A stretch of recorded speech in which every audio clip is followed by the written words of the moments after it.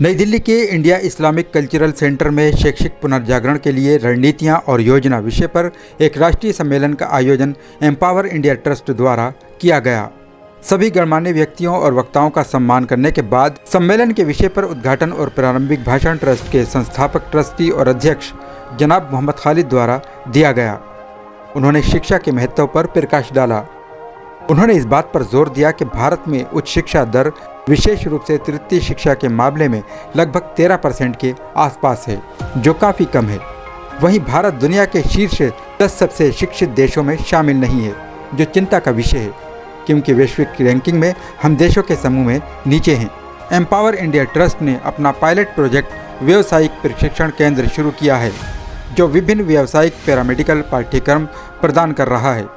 इसमें diploma in hospital nursing और midwifery, diploma in medical lab technology, diploma in operation theatre technology, diploma in radiology और imaging technology, diploma in physiotherapy, diploma in electrocardiogram और diploma in emergency treatment पाठ्यक्रम शामिल हैं। Trust एक उत्कृष्ट law college की स्थापना के लिए भी प्रयासरत है।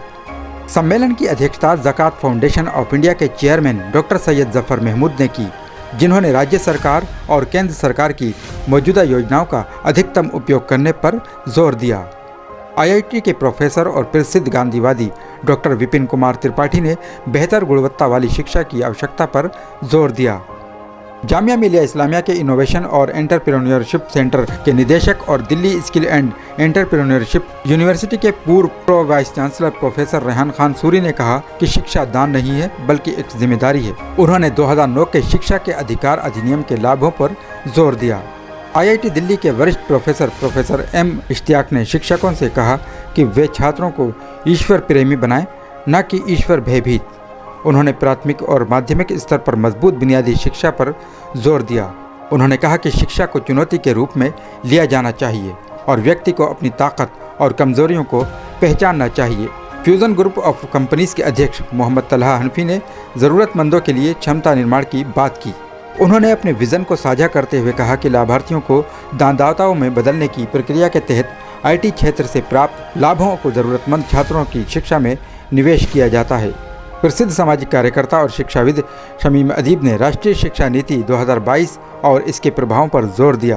उन्होंने प्राथमिक, माध्यमिक और उच्च शिक्षा के समग्र दृष्टिकोण की आवश्यकता पर बल दिया। वहीं सुप्रीम कोर्ट के वरिष्ठ अधिवक्ता जेड.के फैजान ने इतिहास के ज्ञान की महत्वता पर जोर दिया, जो कि पूर्वाग्रहों और गलत सूचनाओं को दूर करने के लिए आवश्यक है। उन्होंने कहा कि सस्ती और सुलभ शिक्षा की आवश्यकता है, ताकि अंतिम स्तर तक सभी को शिक्षा का लाभ मिल सके। इसमें कोई दो राय नहीं कि आज़ादी के बाद जो तालीमी मैदान नहीं, बल्कि हर मैदान में हमारा बुरा हाल हुआ और आज हम उससे लड़ रहे हैं। तो तालीम के मैदान में ये बात नहीं है, लोगों ने काफ़ी काम किया, कर रहे हैं। तो ऐसा नहीं है, अलीगढ़ का भी काफ़ी रोल उसके अंदर रहा और है। तो मैं ये देखता हूँ अपने गांव से लेकर के दिल्ली और बड़े शहरों तक जब जाता हूँ कि तालीमी अदारे बहुत लोगों ने कायम किए हैं, कर रहे हैं और तालीम की तरफ लोगों का रुझान बढ़ रहा है। लेकिन चूँकि मुसलमानों की इकोनॉमिक कंडीशन ख़राब है, उतनी अच्छी नहीं है, इसलिए बहरहाल तालीम हासिल करने में कहीं न कहीं ये चीज़ आड़े आती है। कर्नल सैयद जावेद मोहम्मद जाफरी ने एमएनसी और सरकारी नौकरियों के अवसरों पर अपने विचार साझा किए। उन्होंने माध्यमिक, उच्चतर माध्यमिक और स्नातक स्तर की पढ़ाई के बाद उपलब्ध रोजगार के अवसरों पर ध्यान केंद्रित किया।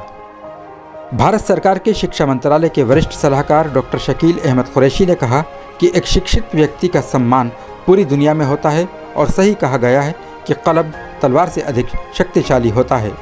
शैक्षिक कार्यकर्ता प्रोफेसर कोहली और मोहम्मद नसीम ने भी विभिन्न संस्थाओं, एनजीओ, ट्रस्ट और अन्य संगठनों के साथ सहयोगात्मक दृष्टिकोण पर जोर दिया। एम्पावर इंडिया ट्रस्ट ने वक्ताओं और गणमान्य व्यक्तियों को उनके सुझावों और मार्गदर्शन के लिए हार्दिक धन्यवाद व्यक्त किया। एनजीटीवी के लिए नई दिल्ली से Abul Kalam. Please like, share and subscribe NGTV. NGTV, the voice of common people.